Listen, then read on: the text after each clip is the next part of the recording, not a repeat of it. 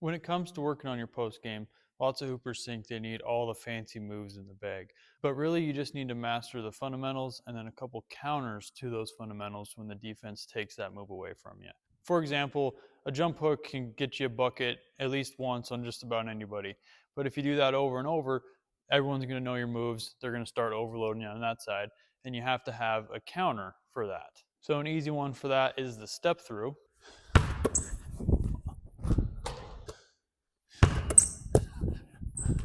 If you want to get really advanced, you can have counters to your counters depending on how they play you. Like the jump hook step through back to jump hook, or the jump hook step through fadeaway. The other classic post up move is just the drop step.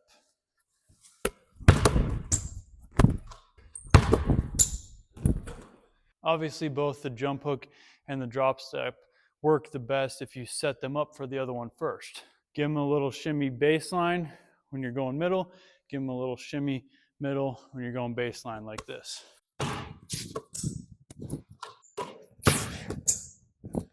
The other fundamental post-up move is just the face-up. There's a couple ways you can do this that'll set you up for different moves depending on how you pivot.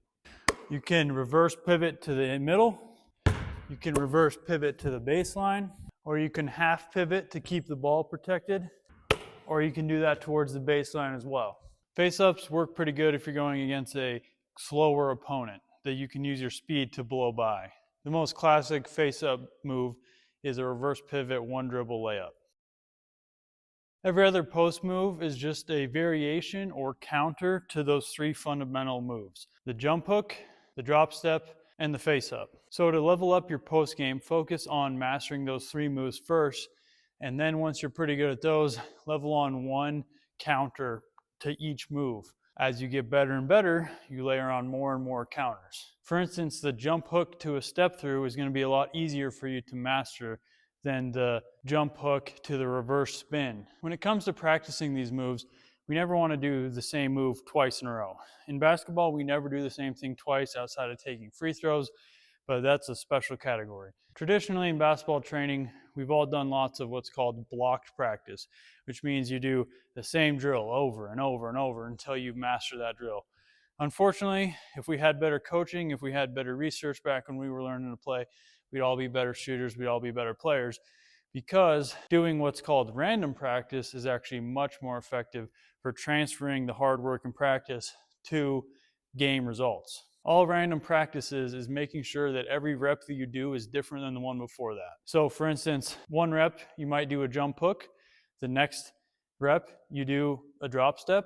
The next rep, you do a sky hook. The one after that, you do a jump hook into a step through. The key is that you just do not stand here and do the same move until you get to 20 makes. That's the old way of doing things, and it's actually holding you back from shooting as well as you are in practice and transferring that to the game. So if you don't have a rebounder or anybody to post up against to help you in your workouts, the most effective way for you to train yourself in the post is to just go from block to block after each make and try something new.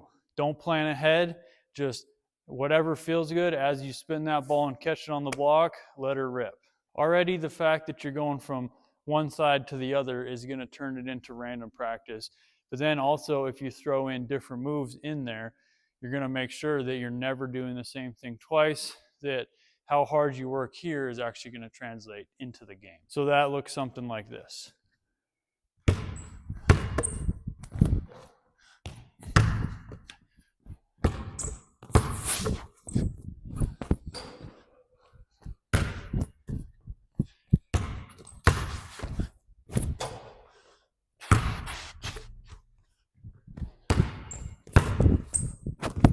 If you want more basketball training and longevity tips specifically designed for adult hoopers, check out the link in the description below and I'll send you 30 ways over the next 30 days that you can keep hooping for life.